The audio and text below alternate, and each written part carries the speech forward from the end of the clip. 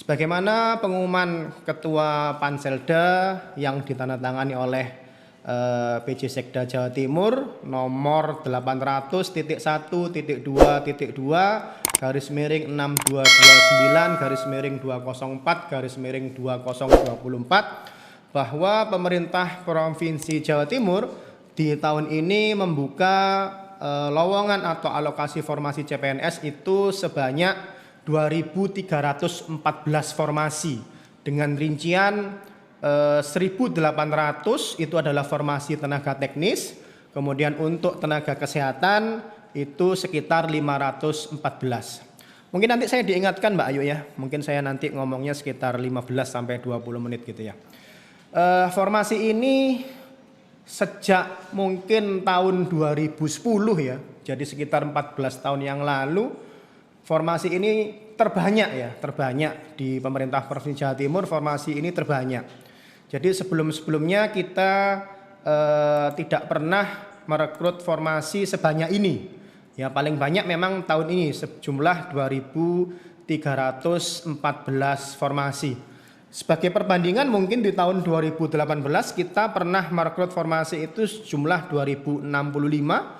Kemudian tahun 2019 1.817 formasi, kemudian di tahun 2021 1.408 formasi, kemudian di sela-sela itu kita tidak pernah merekrut formasi CPNS, hanya formasi P3K antara tahun 2022 dan 2023. Jadi 3 tahun terakhir praktis kita hanya merekrut formasi CPNS. Baru tahun ini kita membuka lagi formasi CPNS dan jumlahnya cukup banyak. Mungkin kita mulai bedah satu persatu berkaitan dengan pengumuman ya. Jadi di sore hari ini saya akan menjelaskan detail-detail pengumuman sejumlah 11 halaman itu. Kita akan kupas satu persatu supaya para pelamar sekalian itu menjadi jelas. Jadi yang diumumkan itu tidak terjadi persepsi ganda antara yang kita umumkan dengan pemahaman yang diketahui oleh peserta. Jadi dasar hukum yang pertama berkaitan dengan rekrutmen CPNS di tahun 2024 ini, yang pertama adalah Permenpan nomor 6 tahun 2024. Kemudian ada Kemenpan 320 2024, ada Kemenpan 322, ada Kemenpan 323. Dan yang terakhir adalah Kemenpan 320, 321, 322 dan Kemenpan 344. 4 dasar hukum ini, 1 Permenpan dan 3 Kemenpan itu wajib dipedomani dan wajib dibaca. Jadi saya ulangi lagi, 4 peraturan yang ada di pengumuman tersebut harus di-download, dicetak bila mana perlu, dibaca-baca, dipedomani. Jadi apabila terjadi kesalahan persepsi atau kesalahpahaman dalam pengertian aturan, yang dipakai adalah 4 aturan tersebut. Jadi kami ulangi ini untuk yang kedua kalinya ya. Jadi tidak bosan-bosan, peserta wajib membaca dan mempedomani. Kemudian yang terakhir adalah khusus untuk tenaga kesehatan, karena di pengumuman kita itu yang 514 jabatan kesehatan itu tidak ada program studinya. Jadi jabatan apa melamar apabila pelamar melamar pada jabatan tersebut itu tidak tersedia program studinya. Nah, program studi itu bisa dibaca di SE Dirjen Nakes. SE Dirjen Nakes Kemenkes tanggal 23 Maret 2024 nomor PT 0103-F-570-2024. Jadi di situ ada STR-nya, kemudian prodi-prodinya itu nanti ada di keterangan di bawahnya. Kemudian selanjutnya berkaitan dengan jenis formasi. Kita membuka 3 jenis formasi. Yang pertama adalah formasi umum sejumlah 2.254. Kemudian formasi khusus dibagi menjadi 2, yaitu formasi khusus dan formasi kumlot. Untuk formasi khusus disabilitas jumlahnya 10. Kemudian formasi kumlot jumlahnya 50. Lanjut kemudian bagaimana kriteria kebutuhan umum dan kebutuhan khusus. Kalau kebutuhan umum itu pelamar dari formasi baik itu SMA sederajat, D3, D4, S1 atau S2 atau profesi sesuai dengan yang dipersyaratkan itu bisa langsung melamar. Kemudian untuk formasi penyandang disabilitas itu harus melampirkan surat keterangan dari dokter terkait kedisabilitasannya. Juga melampirkan atau mengupload video keseharian yang menjelaskan atau yang menyampaikan kepada panitia terkait jenis kedisabilitasannya. Kemudian yang kedua adalah formasi kumlot. Formasi kumlot ini adalah dia lulusan S1 atau S2. D3 tidak bisa, D4 tidak bisa, khusus untuk formasi S1 dan S2 yang baik akreditasi kampusnya juga akreditasi program studinya itu harus A. Jadi akreditasinya harus A. Kemudian yang ketiga, ketentuan umum adalah warga negara Indonesia. Jadi kalau warga negara asing belum boleh ya. Jadi kayak Tom Haye mungkin kalau mau ngelamar CPNS atau apa itu Sen Patinama itu bisa karena itu sudah WNI ya. Kalau belum WNI itu masih belum boleh. Jadi syarat umumnya adalah harus warga negara Indonesia. Kemudian bersedia ditempatkan di seluruh wilayah NKRI. Jadi nanti setelah masuk katakanlah memilih formasi pada instansi tertentu, setelah diterima di kita kemudian kita mutasi itu harus sedia. Jadi karena persyaratan umumnya itu adalah bersedia ditempatkan di seluruh wilayah NKRI. Jadi ini persyaratan umum. Jadi nanti kalau di perjalanan selama menjadi pegawai ternyata ada mutasi pegawai itu harus siap. Katakanlah dipindah di IKN, Ibu Kota Nusantara, itu juga harus siap. Kemudian ketentuan selanjutnya adalah pelamar wajib membuat surat pernyataan tidak boleh mengajukan usul mutasi selama minimal 10 tahun. Nah, jadi kalau nanti masuk ke pemerintah Provinsi Jawa Timur tiba-tiba katakanlah ternyata pelamar ini aslinya di Medan, ternyata masih 2 tahun dengan alasan apapun tidak boleh mengajukan pindah. Minimal harus menjalani masa kerja 10 tahun dulu di Pemprov Jatim. Kalau mengajukan pindah sebelum 10 tahun maka dianggap mengundurkan diri.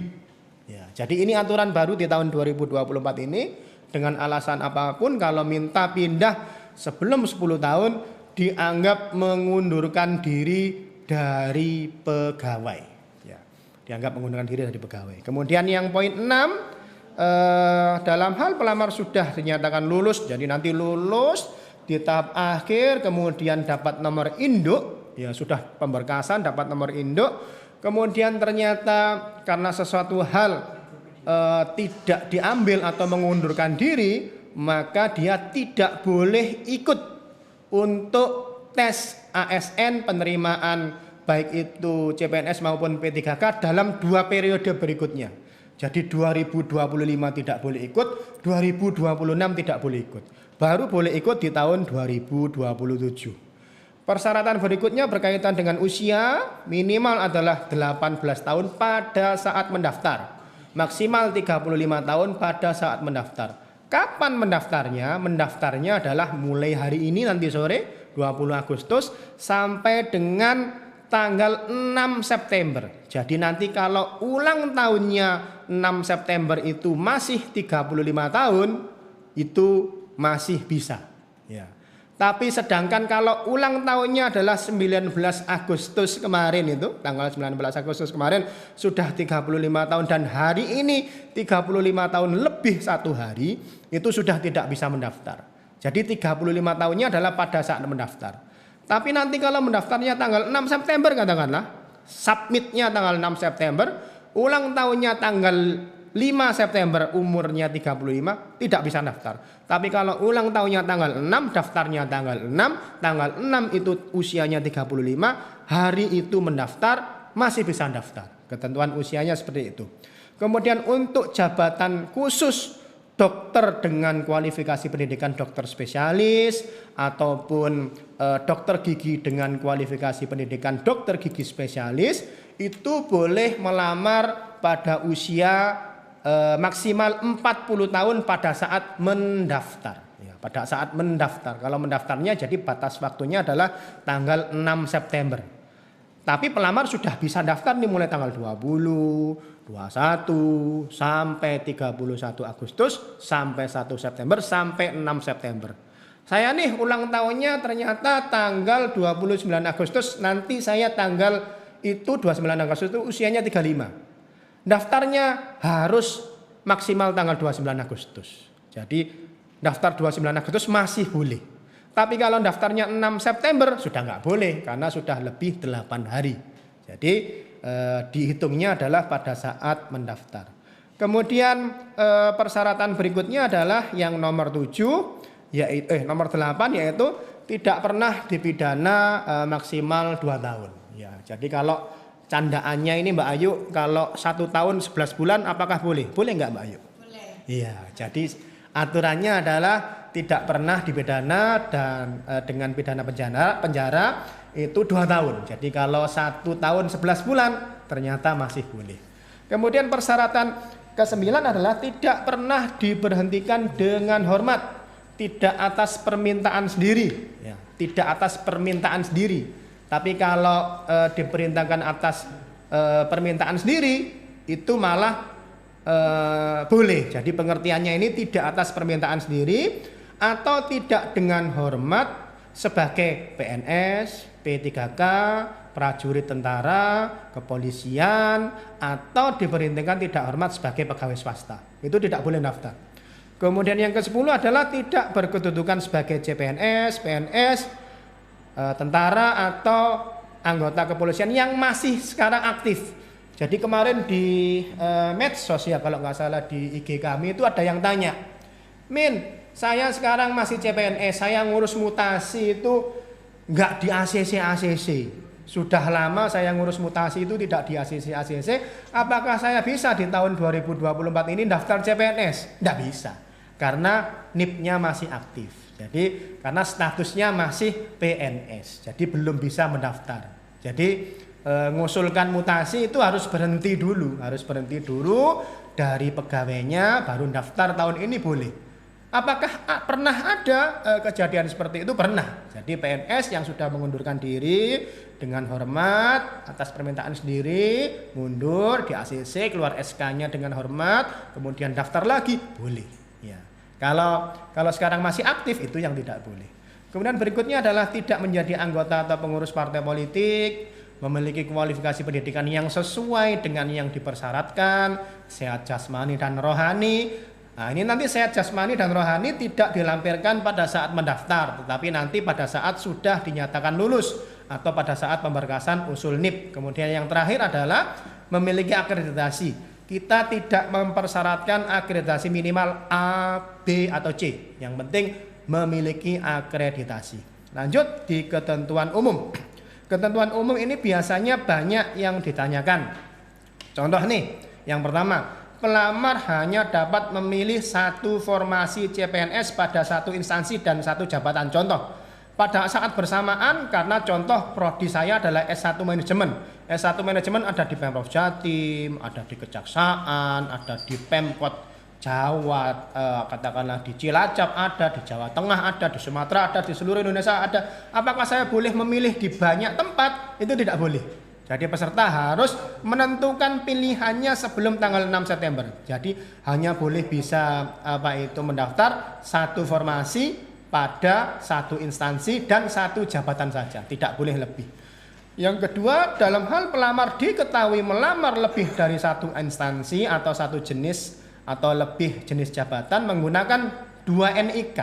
Ya, karena disinyalir ada beberapa kondisi tertentu. Jadi katakanlah nama saya nih Ratsma, tengahnya J, NIK-nya 357 bla bla bla bla. Ternyata saya punya NIK lain, nama saya menjadi Raima. Yang awalnya tengahnya J menjadi tengahnya Y, Ratsma menjadi Raima.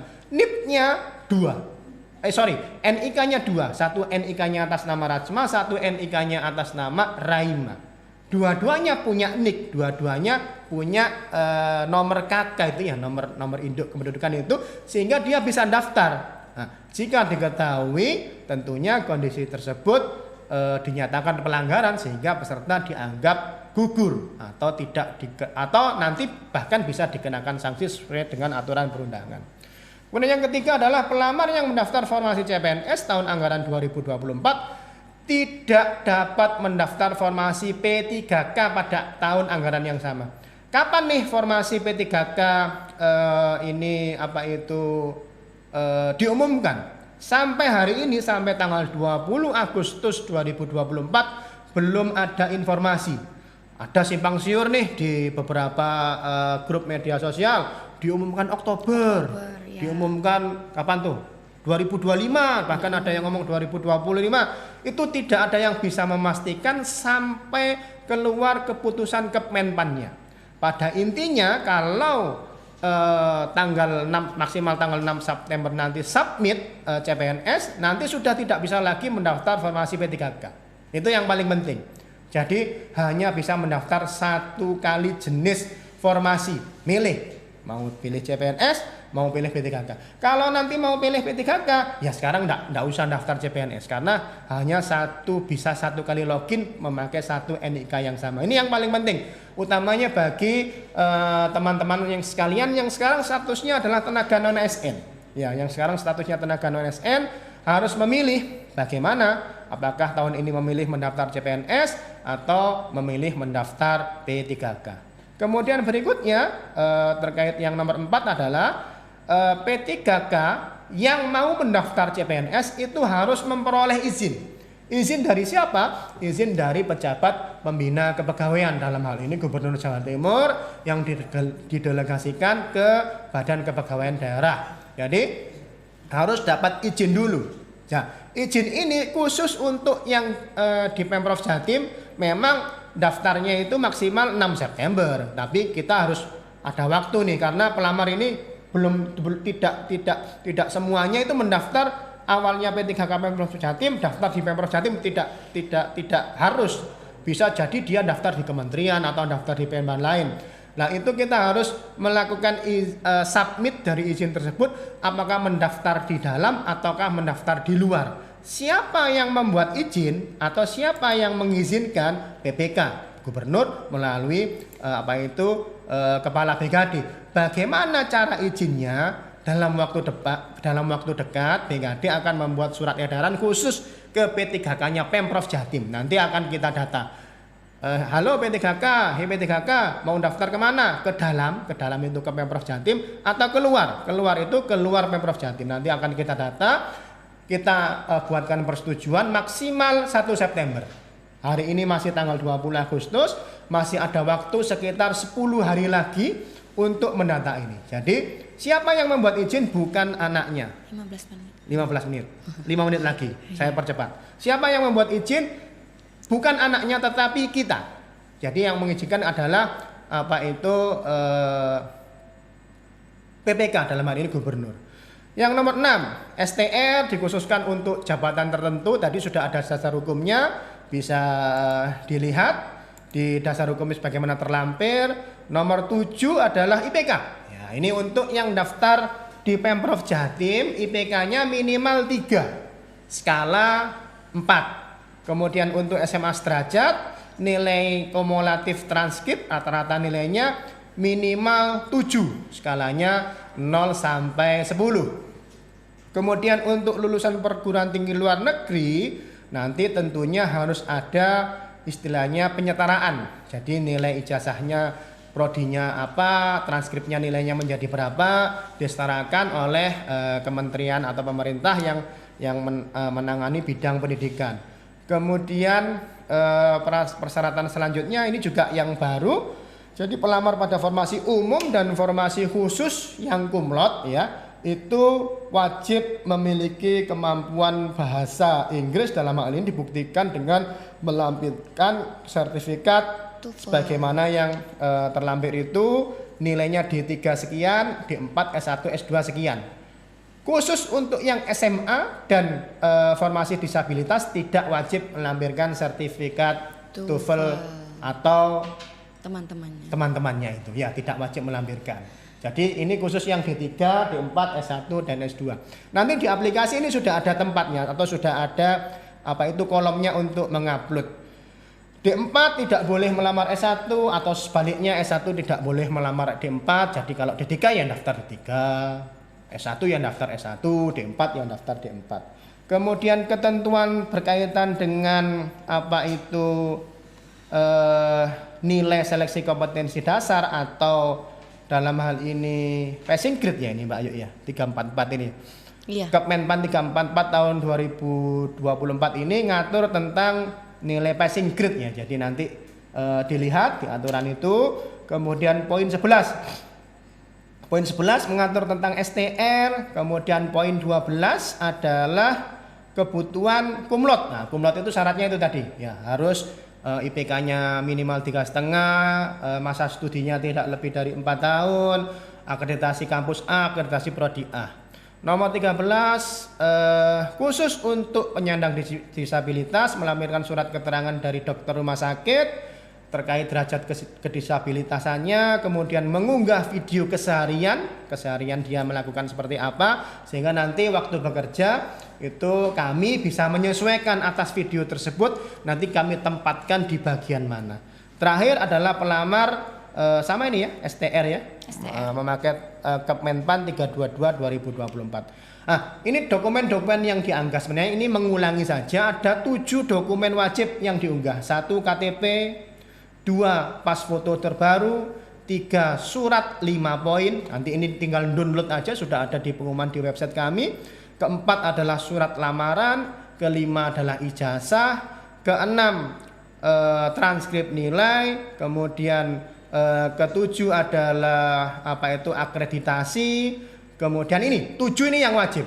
Ditambah 8 khusus yang S1, D3, S2 dan D4, sertifikat TOEFL, 9 STR khusus jabatan kesehatan, 10 tadi penyandang disabilitas, 8, 9, 10 unggahannya di dokumen yang sudah disediakan. Jadi nanti kalau milih nakes itu nanti otomatis ada STR-nya. Kalau teknis ya tidak keluar kolom STR itu. Kemudian kalau milih formasi disabilitas nanti otomatis keluar kolom untuk upload video dan upload surat keterangan dokter. Kalau tidak milih formasi khusus disabilitas berarti kolom itu tidak muncul. Kemudian ada 3 menit Mbak Ayu ya. Iya. 3 menit persyaratan administrasi tambahan jabatan tertentu. Khusus untuk 24 jabatan sebagaimana lampiran 1. Jadi setelah pengumuman 11 halaman ini di halaman ke-12 itu ada 24 jabatan yang wajib untuk melampirkan dokumen tambahan. Ya. Dokumen tambahannya yang 4 jabatan tersedia di aplikasi SSCASN, yang 20 tidak tersedia. 20 jabatan sebagaimana itu PKSTI di BKD, di BPSDM, di Rumah Sakit Haji, di Biro Umum itu harus melampirkan portofolio dan sertifikat kompetensi bidang programmer yang diterbitkan oleh BNSP atau yang terakreditasikan. Itu yang PKSTI, kemudian PKSTI yang di Bapenda sama UPT Lab Gizi itu melampirkan salah satu sertifikat mid level programmer, senior programmer atau web developer. Yang dipunya yang mana harus tersertifikasi oleh BNSP. Apa keuntungannya kok nggak milih yang lainnya? Tentunya kalau milih formasi ini keuntungannya saingannya sedikit. Ya, saingannya sedikit itu pasti karena ada persyaratan tambahan, sehingga yang melamar pada formasi ini kalau pelamar CPNS sudah punya sertifikat yang dipersyaratkan daftar aja di formasi ini. Jadi nanti kemungkinan yang ngelamar tidak banyak. Jadi contoh formasi 1 dibuka 1 ya sudah, tinggal memenuhi nilai passing grade, SKD lulus, SKB tinggal langsung, merem ya. Merem itu masuk tes, jawab A pulang itu langsung lulus, pegawai. Langsung jadi pegawai. Keuntungannya itu, keuntungannya daftar formasi-formasi yang dipersyaratkan itu. Jadi dia nanti saingannya akan sedikit. Kemudian pengelola keprotokolan di Biro Administrasi Pimpinan itu tinggi badan minimal laki-laki 165, perempuan 160, dan punya sertifikat kompetensi MC. Kompetensi MC. Itu di jabatan ke-11, jabatan ke-12 Penata Humas di Dinas Peternakan. Kalau yang lain memensyaratkan TOEFL-nya tadi kurang dari 450, khusus jabatan ke-12 ini TOEFL-nya minimal 450. Ya, khusus yang ini. Kalau di bawah 450 tidak bisa, khusus yang di instansi Dinas Peternakan. Kemudian jabatan selanjutnya nomor 13, teknisi sarana dan prasarana di Rumah Sakit RSUD Sutomo, punya sertifikat salah satu dari 3 itu. AutoCAD, SketchUp, Revit salah satu. Ke-14, pembimbing kesehatan kerja di lab gizi, punya sertifikat keahlian K3 umum yang tersertifikasi oleh seperti yang disampaikan di layar. Kemudian jabatan nomor 15, 16, 17, 18, 19, 20 semuanya sama. Semuanya wajib laki-laki. Jadi kalau perempuan di jabatan tersebut tidak bisa mendaftar karena memang kondisi tertentu dibutuhkan oleh rumah sakit. Kemudian jabatan yang ini di lampiran 1, minta tolong di halaman ke-12. Di halaman ke-12 di lampiran 1. Nah ini, terus ke bawah lagi di jabatan nomor 21. Di jabatan nomor 21. Jadi nanti pelamar harus jeli ya melihat pengumuman, jangan diloncat-loncat. Di jabatan nomor 21 itu jabatan analis kebakaran. Ya, analis kebakaran di Satpol PP ya. Benar ya? Iya. Kemudian yang di jabatan nomor 22, jabatan apa? Di Polisi Pamong Praja. Polisi Pamong Praja itu mempersyaratkan tinggi badan, juga dia harus punya kemampuan bela diri. Nah, di Satpol PP itu punya kemampuan bela diri yang dibuktikan dengan sertifikat dari organisasi tentang kebeladirian. Jabatan nomor 23? Jabatan nomor 23 adalah sama Satpol Polisi Pamong Praja, cuman beda bidangnya saja ya, beda bidangnya saja.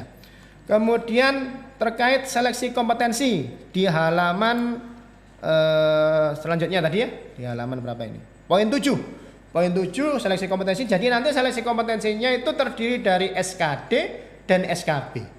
SKD-nya pakai CAT-BKN, nanti kalau lulus diambil 3 besar, bobotnya 40%, tes lagi. SKB dari 3 besar itu diambil 1, bobotnya 60%, nilainya diintegrasikan, paling tinggi langsung jadi pegawai.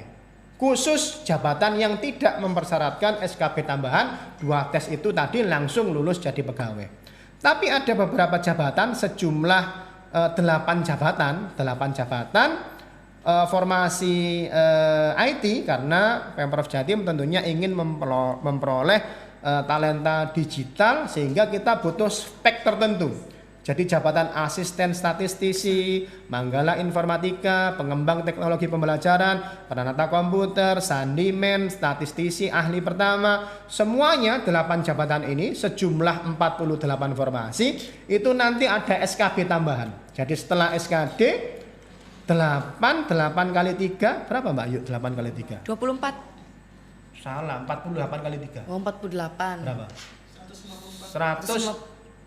154 ya? Ya itulah pokoknya. Ini nanti keluar di soal TIU ya, hitung-hitungan ini biasanya.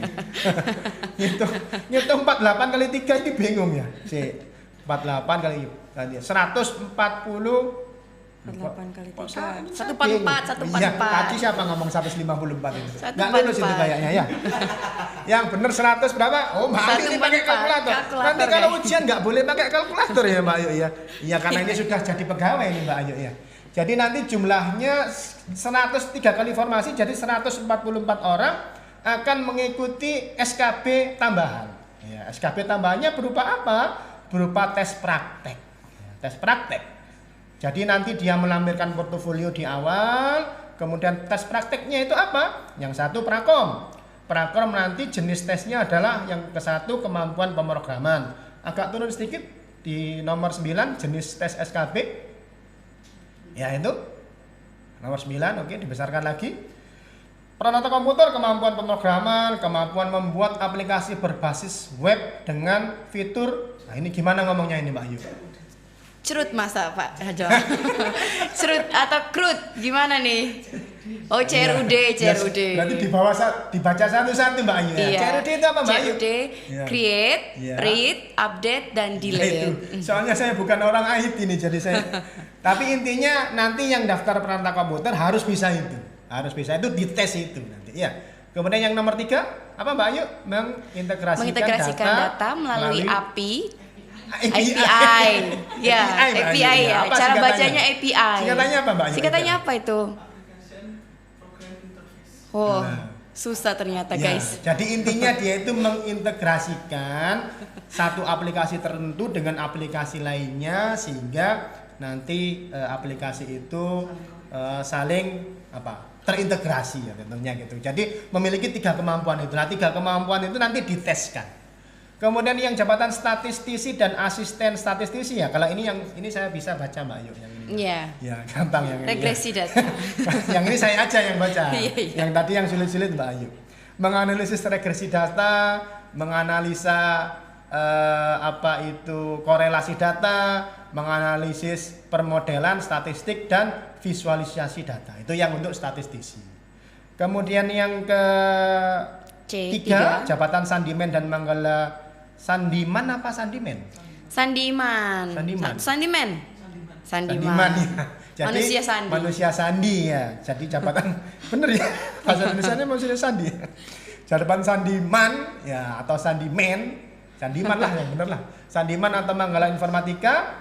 Ini tesnya nanti simulasi jaringan tentang keamanan cyber, kemudian penanganan jenis insiden cyber ya. Apa aja? Menganalisis insiden cyber, uji keamanan cyber atau audit keamanan cyber.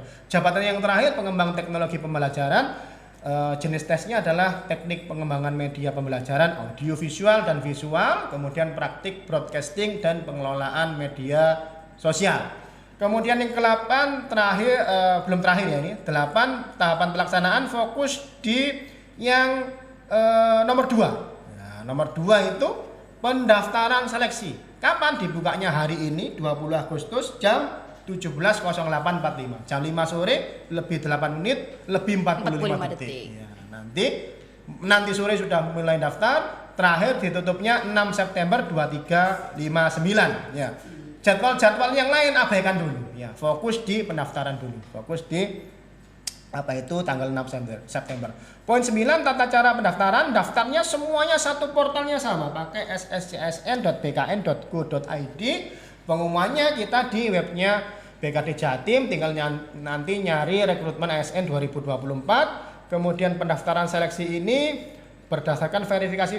Jadi tidak ada kirim pos ya Mbak Ayu ya. Tidak dipungut biaya ya Pak ya? Tidak dipungut biaya juga. Itu biasanya. Ya. Semuanya daftarnya via online ya. Iya. Jadi nanti ada pelamar ngirim lamaran ke kantor BKD Jatim ya nggak diterima. Ya. Karena kita tidak menerima lamaran via pos. Jadi ngupload ternyata berkasnya harusnya diupload ijazah, ternyata yang diupload adalah akte kelahiran. Nah, itu nggak boleh itu ya.